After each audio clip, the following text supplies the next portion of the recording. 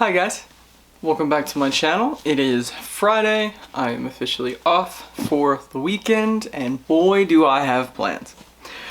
So we just got some snow. A lot of it's melted. That's kind of how it works. Colorado, stark contrast to other parts of the country. Tends to melt really quick out here. But we are going to do a reading vlog, and I picked the first book because it was supposed to be like a 7-inch snow, big ol' snowed in weekend, and may not be, but I am still going to read both of these books and hopefully just vlog the whole weekend. I really want to increase the quality of my vlogs, same way I've been working on things like thumbnail and shots, just to continue to grow as a YouTuber. But without further ado, let's talk about the books that I'm going to read this weekend. So the first one, the one I'm going to start with here imminently, is Dead of Winter by Darcy Coates. I've heard mixed things about this book, but it sounds exactly like the type of B horror movie, or not necessarily even B horror movie, but mid-budget horror movie that I just love. And I love anything slasher, whether it's a book, movie, show, whatever. If there is some kind of mysterious element to a slasher style killer, I'm just in. I'm there. Just instantly. When Krista joins a tour group heading deep into the Rocky Mountains, well, it probably takes place somewhere around here actually, she's hopeful this will be her chance for the ghosts of her past to rest. Basically, I'm not going to read the whole thing now that I think about it, but snowstorm traps everyone in. They take shelter in an abandoned hunting cabin, and the tour guide goes missing, and dead bodies are found, blah, blah, blah, blah. We all know where this is going. We've probably already seen or read books similar to this in a similar fashion, similar style, one by one, and then there were none. I'm excited. I think it was Kelsey over at Slime and Slashers that thought it was very so-so, but I think I'll like it. I'm pretty lenient, pretty lax when it comes to books. If I enjoy it, I enjoy it. It's really that simple for me. And then immediately after finishing that will be one of my most weighted books of the year so far, I should say.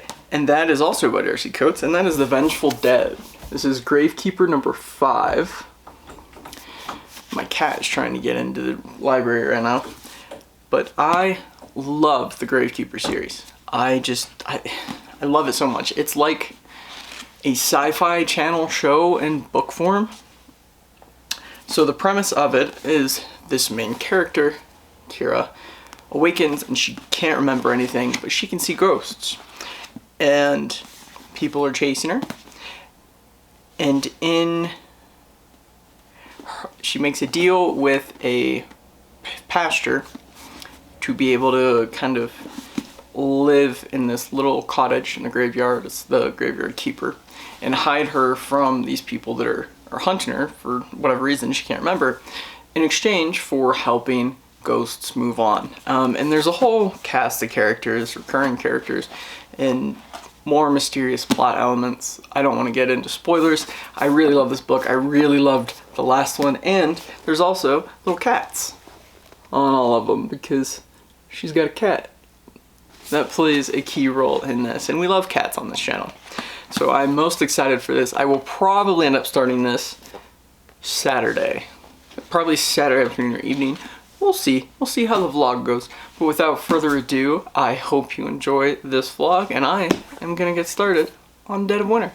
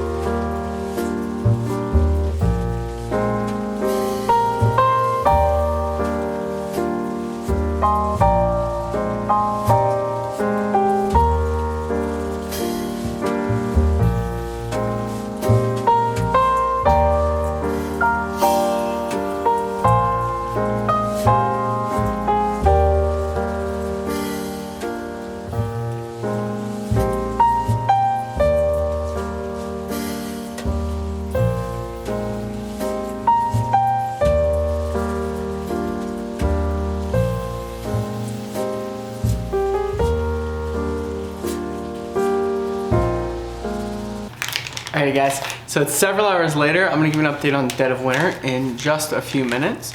I showered, I watched some stuff, I read, but for now, I'm gonna make some Moonstruck hot cocoa. There we go. From my Nightworms package. This one I think was actually from my Christmas one. I have a cinnamon flavor too, but we're gonna make just the basic one. And then we'll get into how I'm feeling about Dead of Winter so far.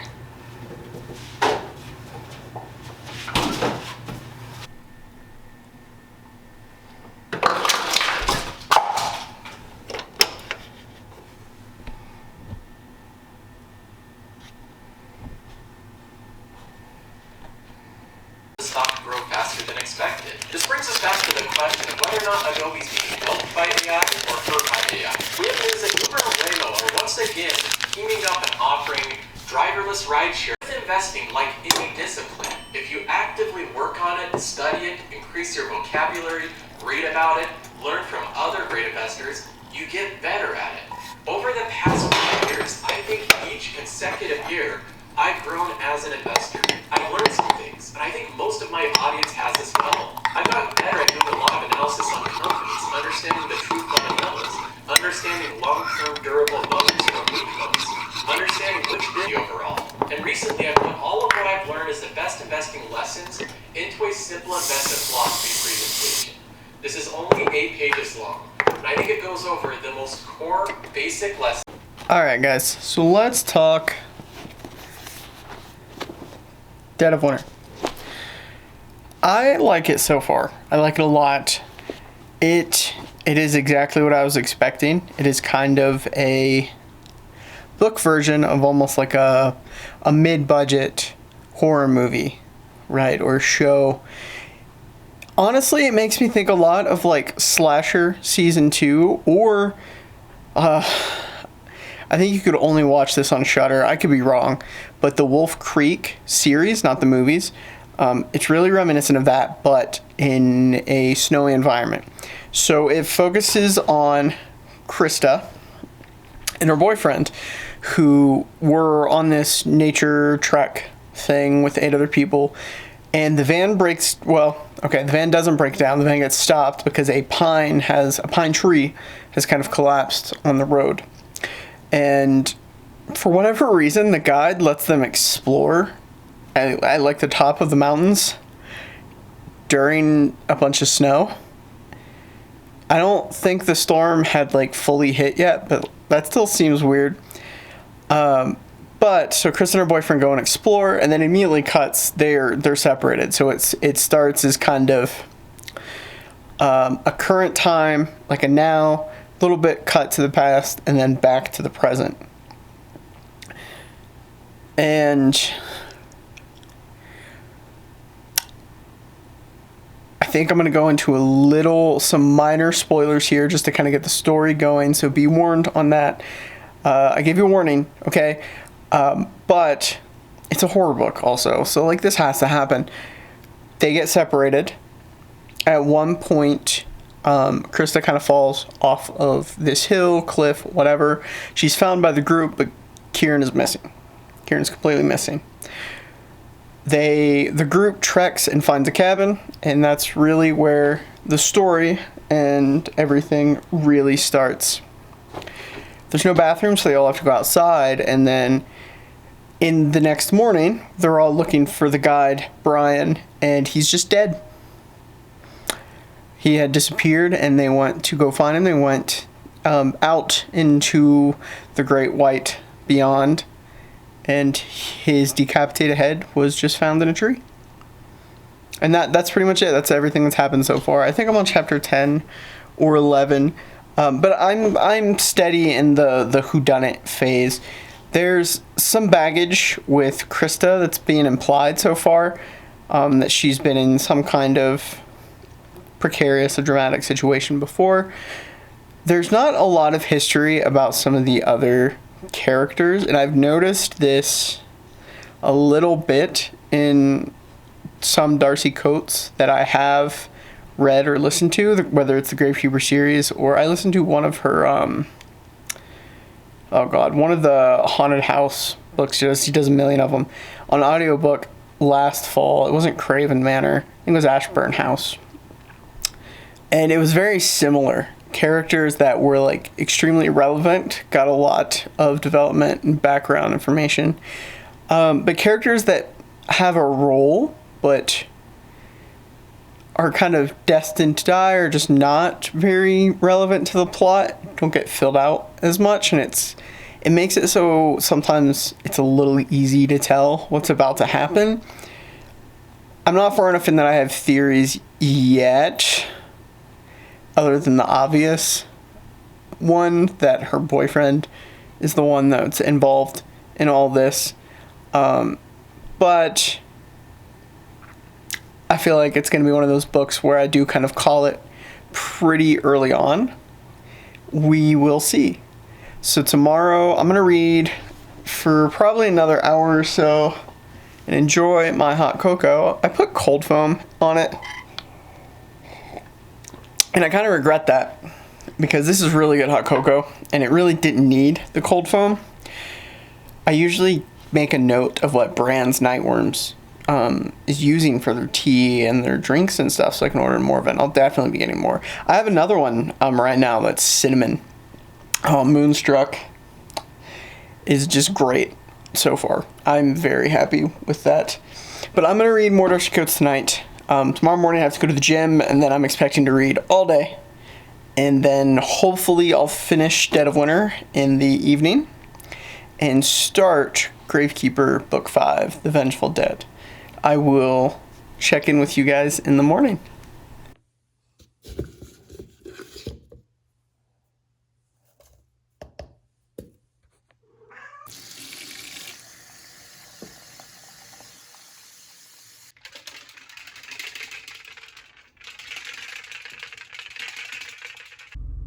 Hi guys, so I finished up at the gym. I don't like recording in there, but it was a pretty good workout, particularly for being out for a week while my toe heals. I'm trying to balance my phone on my steering wheel, and it's not going well.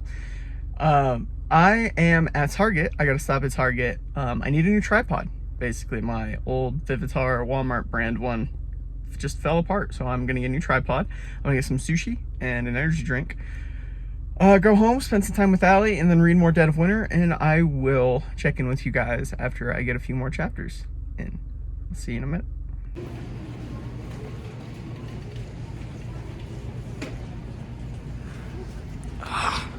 They actually have the Yu-Gi-Oh!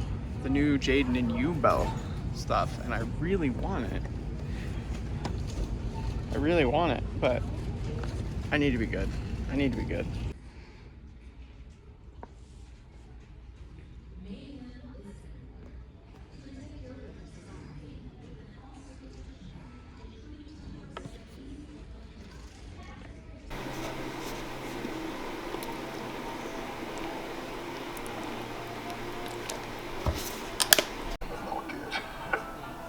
Always picks the ones that are not good. People would pay great money to be here tonight. They would not. I would pay great money to not be here tonight. You get That's no, I mean, when you've had a long day climbing up mountains and your best friend promises you. Okay guys, so it's been several hours, but I have completely finished Dead of Winter. I did really like it. I think it's a 3-star book for me, is what I put on Goodreads. It's very close. It's probably closer to a 3.5 than an outright 3-star but it's not really a 4-star either. If you read the genre, you are going to figure out who did it and why. And again, like I talked about before, a lot of the times Darcy Coates doesn't do a lot of side character development, and when she does, they tend to be very typecast, and that's definitely here. And this book is definitely less horror-y and more mystery, if that makes sense. But one of the things I really liked about this book is even once you start piecing together the why and everything that is happening, it's almost like an episode of Columbo. You still kind of have to follow along to figure out how everything fits in. Columbo was, those of you don't know, was this mystery show, and it would show you the crime in the beginning, and the whole point of the hour-long episode was to kind of see how Detective Columbo solved it. That's kind of, in a way, what's going on here. Obviously, you don't know exactly who the killer is, but trying to figure out how everyone connects, even after you knew or learned about the event that kind of set everything in motion, is still really fun, and it still was very enjoyable trying to pick out how everyone fit into the narrative and into the situations and the things that were going on. I liked it. Overall, I am now just realizing that I left my next book in the other room, and that is going to be The Vengeful Dead, which we are going to start tonight, but I probably won't get too many chapters read tonight because I have to go to the gym tomorrow morning as well. And I got some choring I gotta do around the house tonight. So I'm going to take care of some of that stuff, and then I will check back in with you guys for book number 2 of the blog. Is a normal equity portfolio. I don't use any leverage. I don't use any margin. This is all money that I have contributed or earned in dividends. The total value is $752,000. Hi guys, so it is now Sunday, day 2. I am about 6 chapters in to The Vengeful Dead. I do some chores and stuff this morning, and I'll have an errand I have to run at some point today. But for now, I want to talk a little bit more about The Vengeful Dead. So I talked a little bit about the Gravekeeper series, how it centers around Kira, who can see ghosts and is being chased by some strangers, some strange organization, and to this town called Blighty, where she befriends a pastor and ends up working as a gravekeeper in exchange for helping spirits move on into the afterlife that are kind of just strewn throughout this big graveyard. There are going to be some slight spoilers, nothing really tangible, but I kind of have to explain the plot a little bit more to talk about what's happening in this book.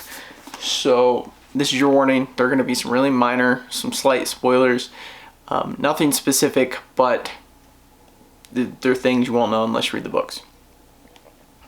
So without further ado, I'm going to get into that, and if you don't want that, just skip ahead into the next B-roll clip.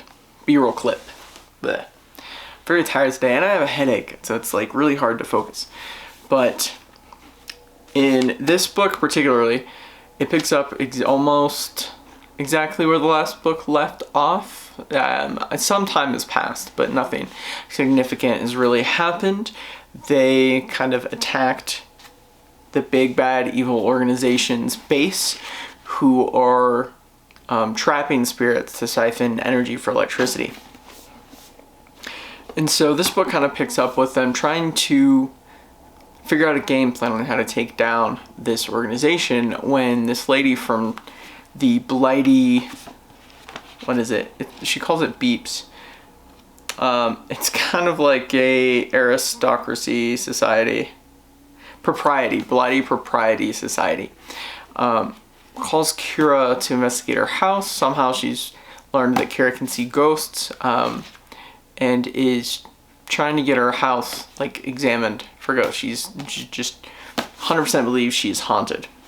And that's pretty normal for these books. There's usually, every book has one main plot line, so in this case it'll be destroying the evil organization, Artec.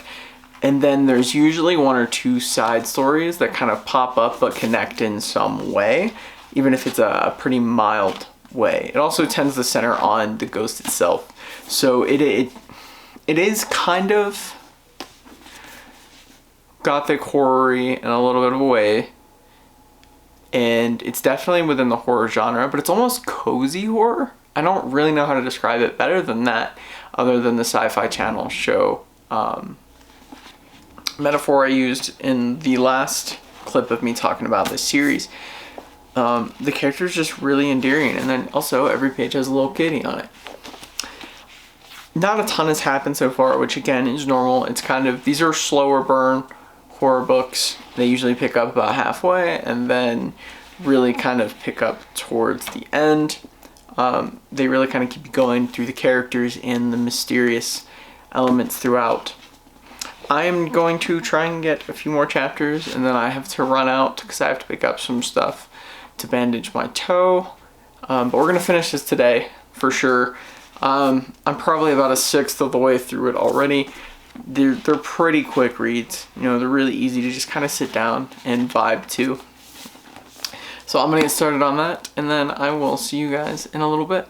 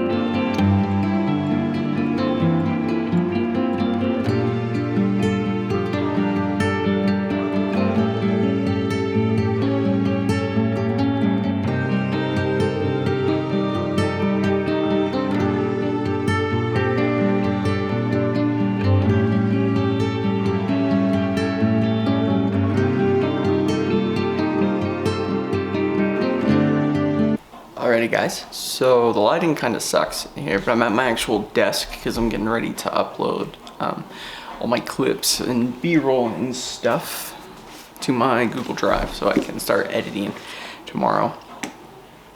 But I am about halfway through the Vengeful Dead now. It's been a little slow going because of my head. There's been so much going on here. So we're gonna get into spoilers again. I'm assuming you don't care at this point if you're still watching this video since I already gave the warning. But the lady from the Propriety Society is not haunted. But she lives next door to an old sanatorium, and there is a whole story arc there. But they also, Kira was also reached out to by a defector from the evil organization that has been hunting her down Arctic. So they found Arctic's actual home base, and they go to infiltrate that. I don't know how I feel about that, just because it is almost an immediate parodying, like the bird, of what happened last book, right? We just went through this, now we're doing it again. So Noodle Boy just got fed. So that's something that I think, it feels a little weird because it's almost like we just did this. I'm still enjoying it so far, and I'm hoping that some more stuff, some more serious twists and stuff kind of goes on. It's still a really cozy book. I still really like the characters and the themes and the vibes and everything going on with this book. But I did want to voice that minor little complaint that it does kind of just seem like a rehashing of one of the big events that we just got in the last book. So I'm gonna upload some stuff, maybe make some food actually too, and I'm gonna keep chugging away at this. Hopefully finish it tonight. I do have to work in the morning, so I cannot be up too late tonight to finish this. But I am gonna get started on this stuff, and I will check back in with you guys in a little bit.